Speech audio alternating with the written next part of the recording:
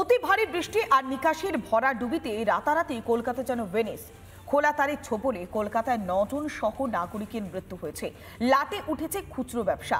এত বিপদের মধ্যেও উৎসবে রীতিমতো গা ভাসিয়ে দিয়েছেন মুখ্যমন্ত্রী মমতা বন্দ্যোপাধ্যায়। একদিনে 40টি পুজোর উদ্বোধন সেরেছেন মমতা বন্দ্যোপাধ্যায়। মানুষের নজর ঘোরানোর চেষ্টা করছেন, আর সেই কারণেই কি উৎসবে মেতে ওঠার বার্তা দিচ্ছেন মমতা বন্দ্যোপাধ্যায়।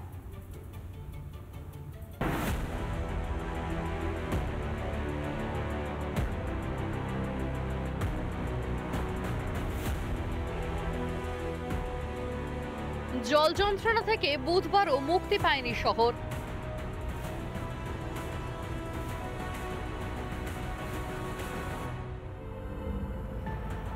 স্বজন হারাদের কান্নায় ভারী কলকাতার বাতাস।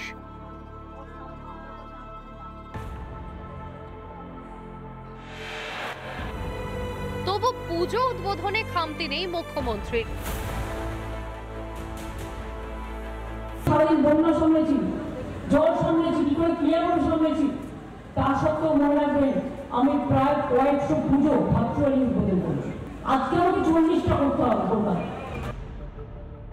মুখে সমবেদনা জানিয়ে সামান্য আর্থিক সাহায্য ঘোষণা করে আর স্বজনহারা 2 পরিবারের কাছে কলকাতার মেয়রকে পাঠিয়ে কি দায় ঝেড়েছেন মুখ্যমন্ত্রী।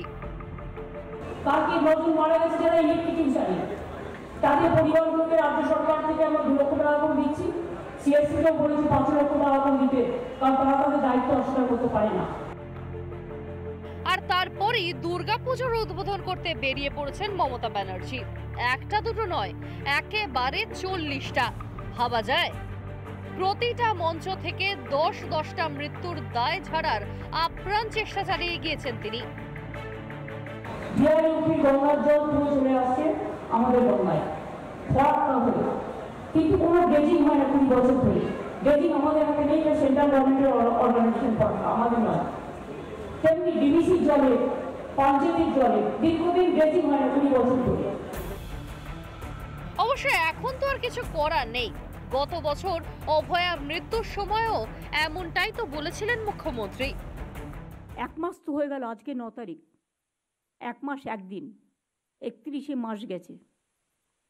আমি অনুরোধ করব পুজোতে ফিরে আসুন, উৎসবে ফিরে আসুন। চরম বিদ্রোহ হোক কিংবা গভীর শোক, কোনো কিছুই মুখ্যমন্ত্রীকে ছুঁতে পারে না মনে হয়। কিন্তু একজন নির্লজ্জ মুখ্যমন্ত্রীকে দেখেছি। কালকেও শুভনন্দন করে তিনি উদ্বোধন করেছেন বিভিন্ন পুজোর। যেখানে পুজোর উদ্বোধন হচ্ছে সেখানে মানুষের ঢোকার অবস্থা নেই। একটা ফ্যাটার্নিটি ফিলিংস আছে, যে পুজো কমিটি হোক, যারই হোক। কোনো পুজোর প্যান্ডেলে যদি 1 হাঁটু জল দেখি, তখন কোথাও না কোথাও ব্যথা হয়।